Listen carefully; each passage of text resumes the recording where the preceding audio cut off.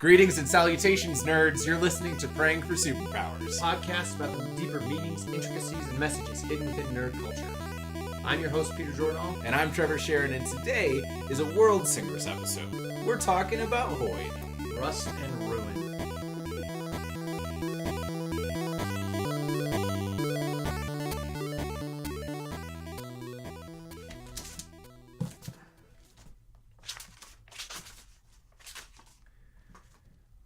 The first is the emergence of Hoid, who dates back to my teenage years, when I conceived of a man who connected worlds that didn't know about one another. A person in on the secret that nobody else understood. While reading books by other authors, in my mind I inserted this man into the backgrounds, imagining him as the random person described in a crowd, and dreaming of the story behind the story, of which he was a part.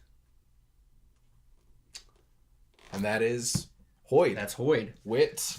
At the end of our Romar. Luna, something. Luna Anarchy, Dust, the Imperial Fool, the King's Wit, Topaz, Savandrius.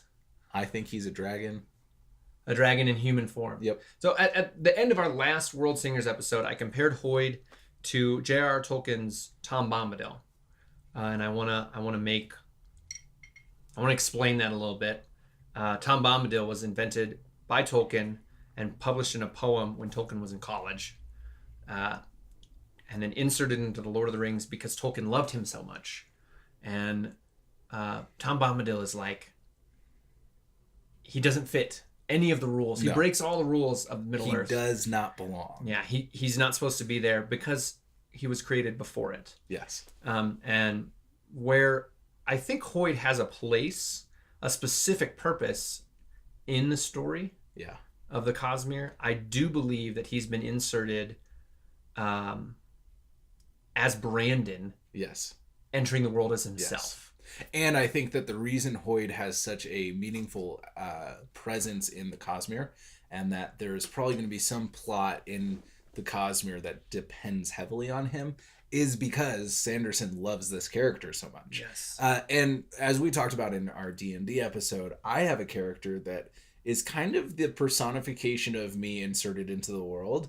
And there's something really fun from a creative perspective of creating a character that you can relate to on a certain level and act as. Because there's something about Ogred for me where I can step into his shoes and have fun as the character without trying. And I think the same is, I don't know. I mean, maybe Sanderson will tweet out to us and say we're totally wrong. Or he'll be like, oh, crap, they figured it out. And he won't tell us. Yeah, he won't tell us. He's great at not revealing. We're going to take his silence as confirmation. There you go. Not the fact that he didn't listen to this. The fact that he heard it. Yeah, because obviously he is one of our listeners. He is, definitely. Or viewers. Viewers. Please. That would be so cool. That'd be awesome. So Hoid appears in every one of Brandon Sanderson's Cosmere novels. Yeah. Background character sometimes. He makes larger appearances in the Stormlight Archive. Yep. And we really see deeper parts of who he is in Oathbringer, the third book in the Stormlight Archive, and then in Mistborn's Secret History. Yeah. And so those details and more that we get from him is something I love, because I see him as... my wife made this connection kind of as the Doctor from Doctor Who. Totally. Whereas if he's not interacting directly with you, he's a bad guy. Yeah. Like you look at what he's doing and you're like, that guy's up to no good. But when he interacts with characters in specific moments, every time he is assisting. Yeah. Except in Mistborn's Secret History. Yeah, well, there's a little bit of a competition between a certain other character and blah, blah, blah. I do think it's interesting, too, that there are certain individuals that perceive aspects of who Hoid is, or who Hoid is, however you would say that. One of them being Vin from Mistborn. Mm-hmm. She picks up, there's something way, way wrong with she goes to meet him, and she's like, no. Maybe not. Yeah. And she's the most instinctual character in... all of his books. All of the Cosmere, really. Yeah.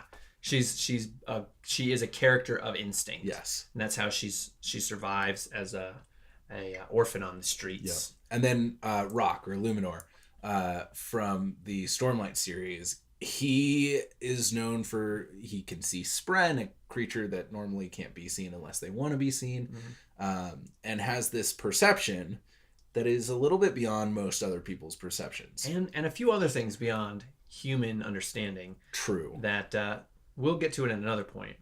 But yeah, he meets Hoid on top of the Honeater Peaks. Yep. Where his people are from. And according to and if you read it a certain way, you could think like, oh, he's confusing this person with a Spren, or you can actually realize what's probably going on here. Right. Yes.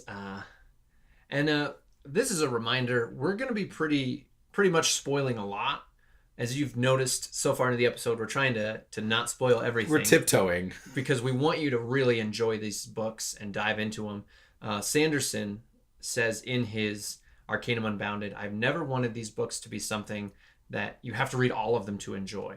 Yeah. And so if you want to pick up Elantris or Warbringer, one of his one-offs, or dive in and start one of the series, do it. Yeah. We fully... And you will not be disappointed if you start Mistborn. It is I really love hard magic systems that are limited. And this is a really hard, really limited system. And the way that Sanderson finesses his way through his own rules to get through his and the use of his zeroth level or zeroth law, which is awesomeness. Yes, it should be awesome, and so it feels awesome. I'd suggest last time on the Worldsingers episode, I suggested Elantris. This week, I'm suggesting this one. It's difficult because every book is different. The Mistborn trilogy has a lot of politics and a lot of intrigue, and so there's a lot of slower points where if you don't really care and you're just reading it to read it, you won't continue to read it. Is how I felt. And I've had friends tell me that. And then Elantris really hinges. It's about religion and it's about expectation, which I love. And one of the creepiest settings. I mean, reading it, I was like creeped out, almost like reading a horror book, but on like an intellectual level. It wasn't like, oh, this is so scary. It was like, what if this happened? Yeah, like this could actually happen. Like not actually because it's magic systems, but the story behind the story is very frightening. And then the Stormlight Archive is about war. Yeah. And so and for your reference as well, Sanderson's done a couple interviews where he says that writing is really restorative for him. So he loves to write, and that's why he publishes so much. But one of the ways that he keeps himself from burnout is he'll finish one of his main projects and then he has to start something completely new. Yeah. And so a lot of them have really different feels, and it's really exciting because you can tell it's the same author, but it's so drastically different. Right. He could have written under a pseudonym. Totally. And you wouldn't have known. We both really love the psychology behind Legion. Legion. Oh man. Yes. Yeah, which is came out just a few weeks ago.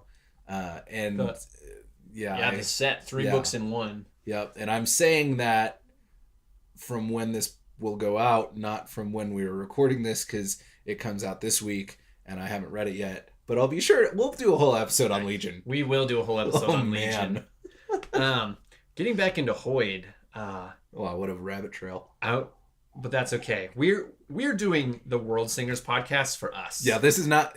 If you enjoy this, great. If you don't, skip over it. Yeah, we're having a blast. We're not trying to get at anything deep or teach anything because we just like talking about it and being nerdy. The other episodes, those we have more of a purpose and a drive. Yeah. This is us. This is us. This is us having fun. Yeah. Yep. But I do love, like, Hoid for me is everybody. Everybody wants to be Hoid. Yeah. The doctor, the Gandalf, who shows up randomly. Yep. For seemingly no reason, does something small and like what seems like unimportant and drastically shifts the timeline for these characters. Yeah. He has so many appearances, and I'm going to throw a couple of them out. He's in Elantris. He helps sneak weapons into the city so that the Elantrians can defend themselves. He is in we already said before, he's an informant Yep. who pretends to be a beggar in the Mistborn In series. Warbreaker, he's this character who tells a story while throwing sand out of his pockets. Dust. Yeah. Yeah. I totally forgot that scene. Yep. It's when they're at like the political organization in that like Coliseum like place, and she's asking about how the king came to be in that whole system. That. Yeah. Yeah. So he's that character. He's in Mistborn again as one of the terrace elders. Disguised himself. Yeah. He's his biggest role that we see him in, where he has page time, screen time, is in the Stormlight Archive as the King's Wit, which is great because he is this sassy, smart-mouthed guy. He has the freedom to insult everyone. Yep.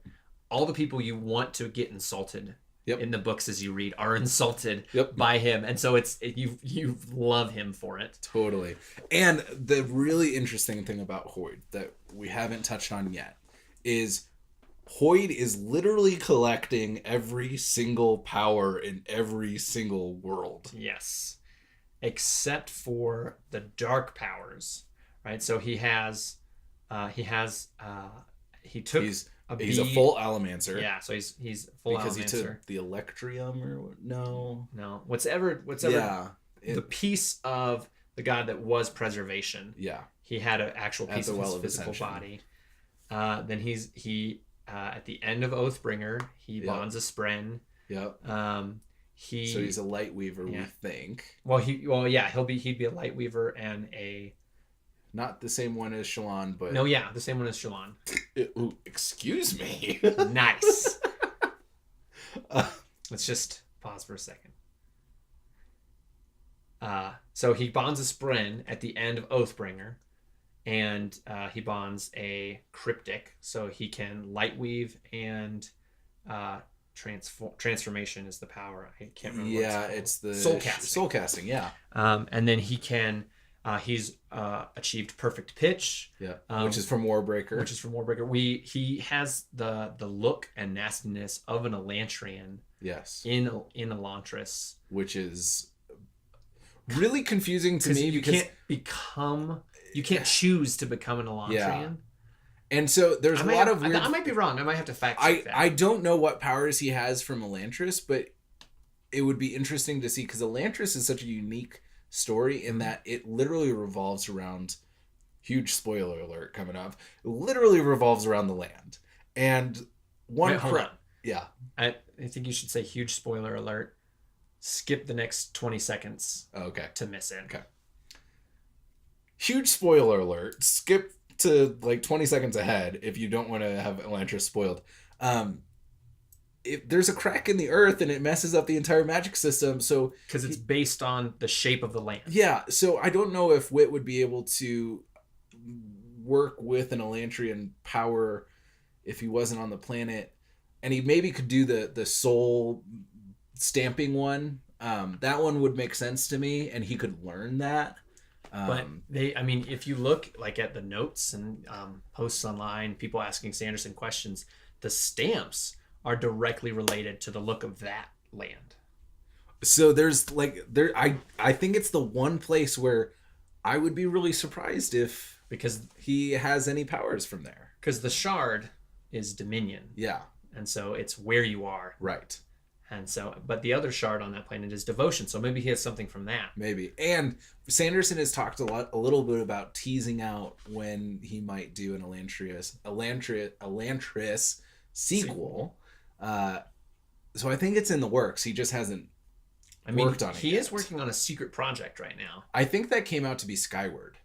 No. Oh, on his website, there's Skyward and then Secret Project. Oh. So unless he made a mistake and they're both on there. The problem is, and I think he's wrong just because he made such a big blanket statement. I think he tweeted out or something, Secret Project is not what you think it is.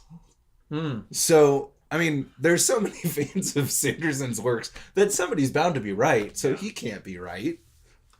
Yeah. Unless he's right and it's something totally new. Right, it's like, it's not Cosmere. Which in case I'm right. The Arithmetist, it's something like way out there. It's a biography. But now he's wrong because I guessed it. Yeah. Um, He's rewriting the last book in the Wheel of Time. no, he is rewriting the book he published after college. His bro. first book. Dragonsteel? Steel? Yes. That would be awesome. I would love it. But now we're wrong. Now he's wrong. He's wrong or we're wrong. Somebody's wrong. One or the other. Dragonsteel. You know who's not wrong? Dragonsteel. Who I believe is Hoid. Ooh. Yeah, so those of you that go to BYU, where Sanderson has his alma mater, there's 3 copies of that book in the world, and they're all in your library. Get one, scan it, and email it to us. Please. Because we don't have the money to drive to Utah. Not yet. We will make a trip there, and we will probably do a Worldsingers episode in the library at the BYU somehow. Campus. We'll make it happen. Yeah. We'll talk like this. We'll just be whispering. It'll be an ASMR episode as well. We'll do it all. We'll have people interpret in sign language for the video. Yeah, that's a great idea. Perfect. My friend Connor lives there, and he's a sign language. There we go. So. Yeah, so learn sign language before we do this. Perfect. Yeah. Oh man, okay, from here on out, I'm not gonna have any caution for spoilers. Okay, so skip this episode if you don't want anything spoiled. If you don't want the Cosmere spoiled, just stop listening now. And if you've read them all and are just waiting desperately for Legion or Skyward to come out so you have something to read again, keep listening. Yeah. Join us in our anticipation. In the purgatory that is between publishings. Yes, even though he publishes so fast. Yeah.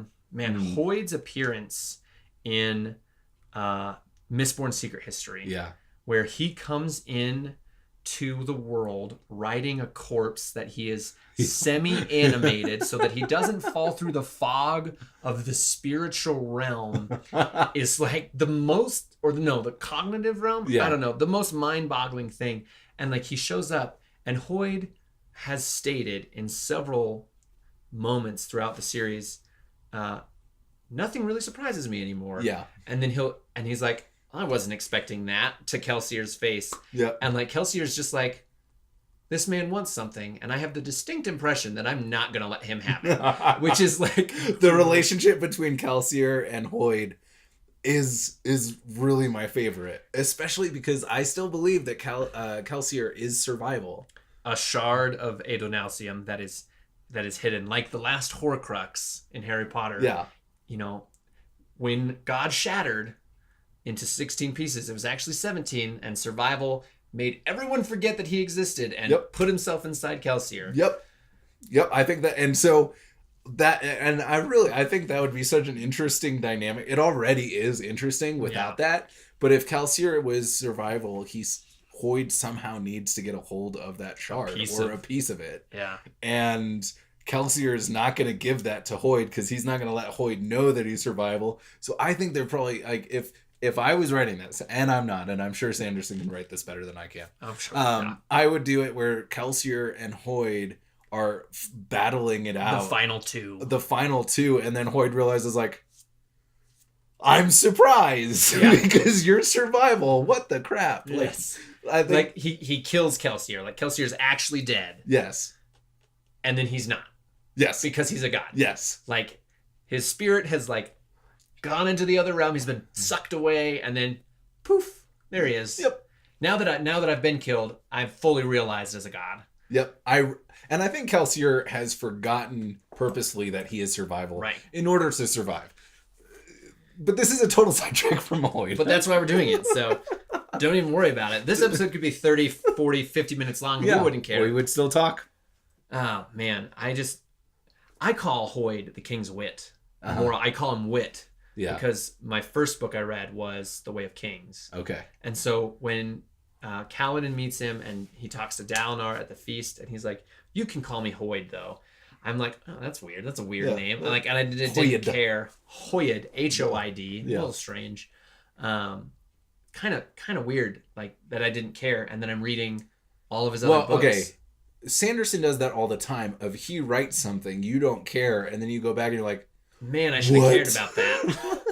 Dang, it would have been nice if I had thought about that. We mentioned this in the last podcast. His use of character internal thoughts and statements to confuse the readers is fantastic, and he constantly does that with Hoid. Yeah. Man, I really wish that I knew that Tensoon wasn't Tensoon. Boom. Yeah. Yeah. Yep.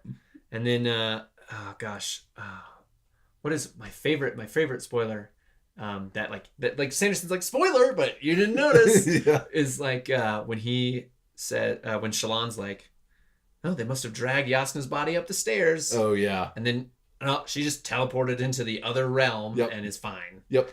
No issues. No issues. And he does it with everything, and it's infuriating. It is so frustrating. He literally, like, he starts off Elantris. The magic, like, was it based on the land, or did it come afterwards? Yes. No one's sure, and you're like, oh, I guess no one's sure. And you move on, and it gets to the end, and you're like, oh, dang, it was about the whole time. So dumb. Love it. Yeah. And I think that, so if we talk about replayability for board games, I think that Sanderson's books have a lot of rereadability if you have the ability and endurance to read through one of his books twice.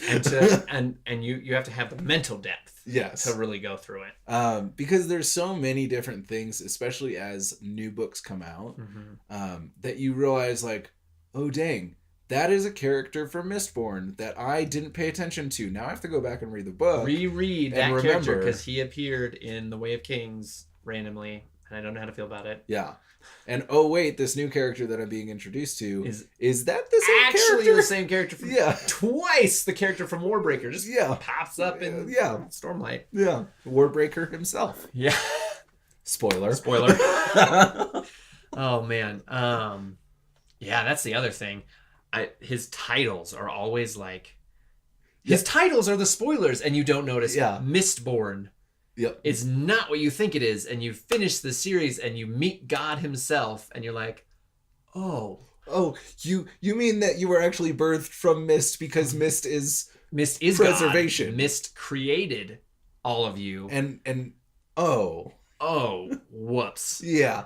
And then again, he doesn't the bands of mourning.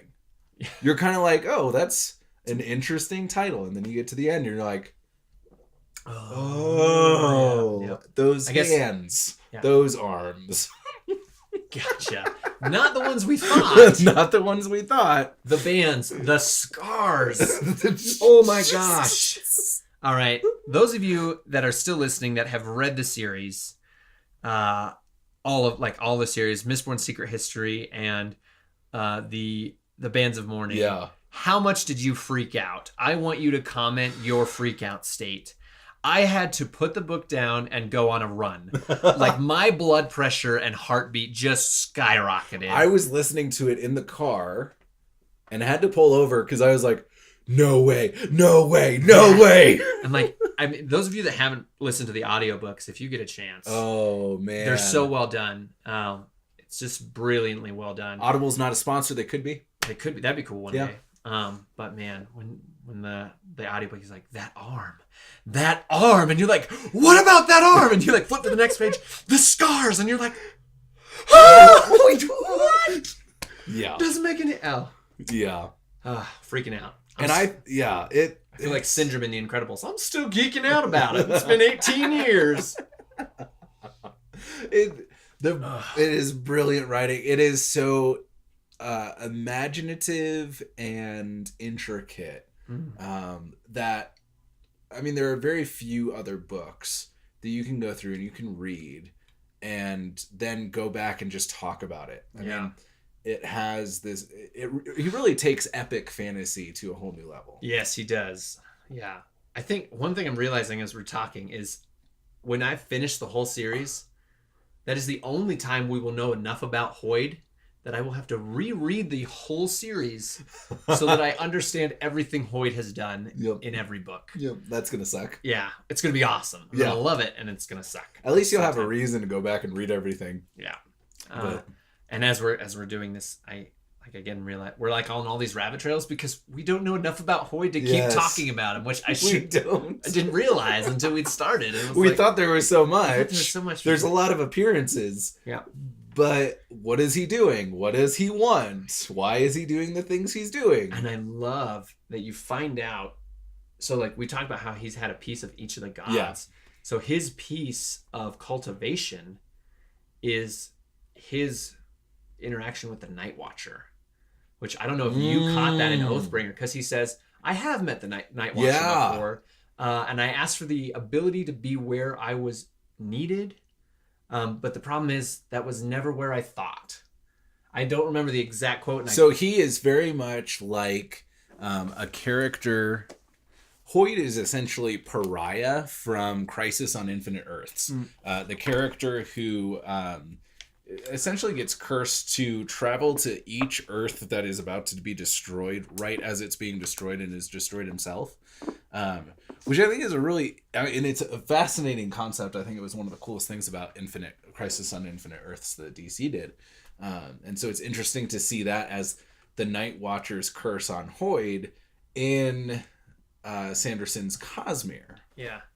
And I'm interested to see, because he often says, like, well, I must be going.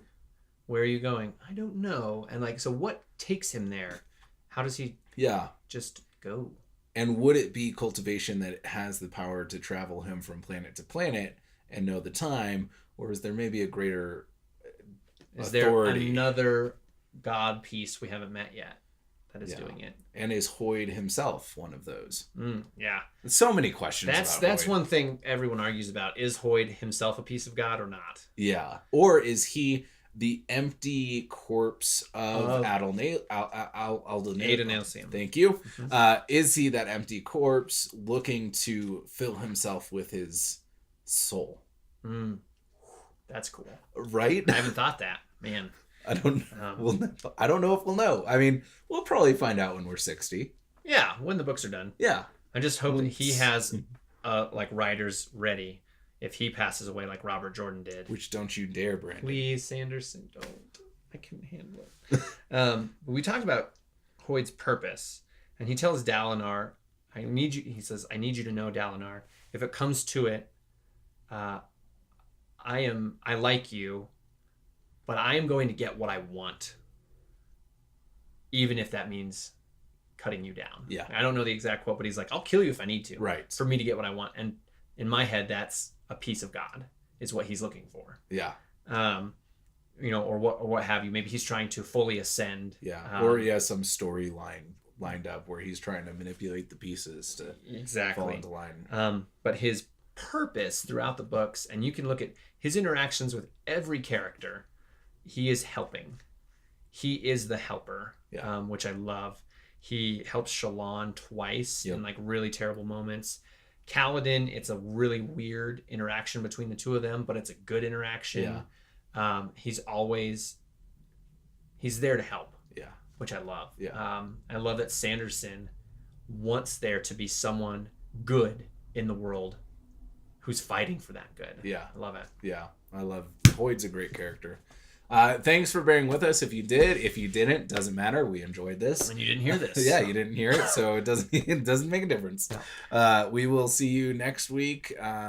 We don't know what we're talking about next week, and our next Worldsingers episode, I believe we were diving into 2 weeks. Legion. Yeah, Legion. Like 2 weeks or so. Legion will be the next one. We'll come at it from a counselor's psychological perspective and dig a little bit deeper into how Brandon Sanderson seems to use mental health in a really interesting way. In all of his stories. In all of them.